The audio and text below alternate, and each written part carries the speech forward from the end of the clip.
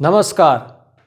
जैसा कि आप सभी जानते हैं कि महाशिवरात्रि का त्यौहार आने वाला है और महाशिवरात्रि के दिन अनेकों भक्त महादेव की पूजा करते हैं, रुद्राभिषेक करते हैं और इस दिन मंदिरों में भंडारे का भी आयोजन किया जाता है और साथ ही में 4 प्रहर की पूजा भी की जाती है। महादेव की पूजा पूरा संसार करता है। मनुष्य एवं देवताओं से लेकर के असुर, राक्षस, नाग, भूत प्रेत, पिशाच, चुड़ैल ये सब भी महादेव की पूजा आराधना करते हैं। शिव पुराण एवं लिंग पुराण और भी कई धार्मिक ग्रंथों के अनुसार ऐसा माना जाता है कि शिव की शादी में भूतों ने, चुड़ैलों ने, पिशाचों ने, असुरों ने और राक्षसों ने बाराती बनकर उनकी शादी में नाच गाना किया था। आखिर ऐसा क्यों है? क्या आपने कभी सोचा है कि मनुष्यों, ऋषि मुनियों और देवताओं द्वारा पूजे जाने वाले महादेव राक्षसों को, असुरों को, चुड़ैलों को, भूत प्रेतों को प्रसन्न होकर वरदान क्यों दे देते हैं?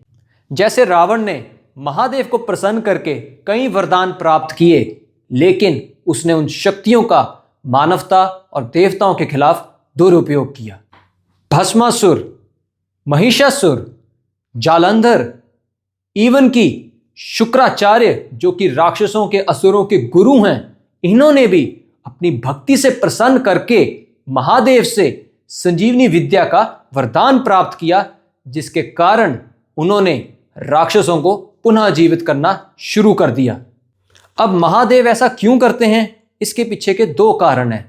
एक तो ये है कि महादेव को भोलेनाथ के नाम से भी जाना जाता है, क्योंकि वो भोले हैं बहुत ज़्यादा, और अगर कोई सच्चे दिल से, मन से उनकी आराधना करता है तो वो प्रसन्न होकर उसको वरदान दे देते हैं, उसकी इच्छा पूरी कर देते हैं, फिर चाहे वो कोई देव हो या असुर। फॉर एग्जाम्पल, महादेव ने रावण को भी वरदान दिया था और श्री राम को भी वरदान दिया था।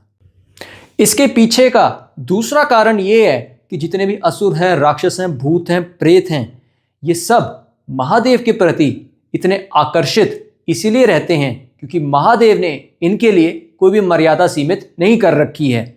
जैसे हनुमान जी हैं, भगवान विष्णु हैं या कोई अन्य देवी देवता हैं, इन्होंने ये बोल रखा है कि कोई भी असुरी शक्ति जो है, नेगेटिव एनर्जी है, इनकी पूजा आराधना नहीं कर सकती है। ये अपने आसपास भी ऐसी शक्तियों को भटकने नहीं देते हैं।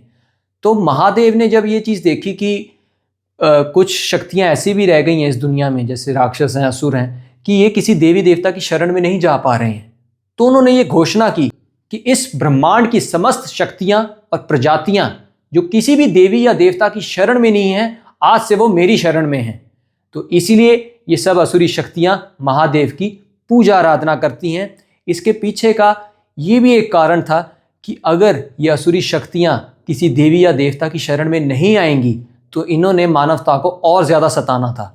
लेकिन क्योंकि अब ये महादेव की उसमें शरण में हैं तो ये उतना नहीं सताती हैं। जैसे कोई महादेव का भक्त है, अगर उसको कोई असुरी शक्ति सता रही हो और वो महादेव की पूजा करता हो तो वो असुरी शक्ति उस भक्त को सताना छोड़ देगी, क्योंकि महादेव उस असुरी शक्ति के ईष्ट हैं एक प्रकार के।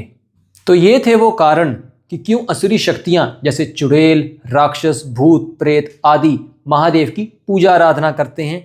ये हम में से बहुत लोगों ने सुना तो है कि जितनी भी ये नेगेटिव एनर्जीज़ हैं ये महादेव की पूजा तो करती हैं, पर कारण क्या है ये हम में से बहुत लोग नहीं जानते। तो मैंने सोचा आज आपको, अब महाशिवरात्रि आने वाली है कुछ दिनों में, तो महाशिवरात्रि के अवसर पर आपको इस बारे में जानकारी दी जाए।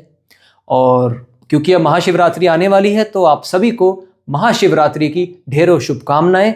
आप सभी पर महादेव की कृपा बनी रहे। हर हर महादेव। ओम नमः शिवाय।